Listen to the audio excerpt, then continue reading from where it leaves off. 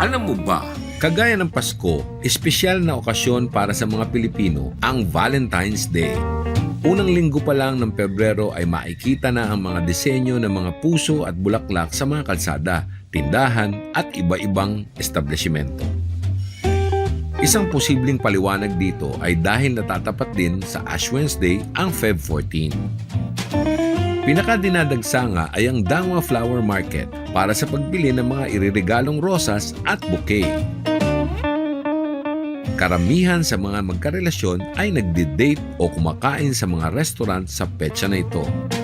May ilang old school naman na kinikilig pa rin sa tradisyon ng harana.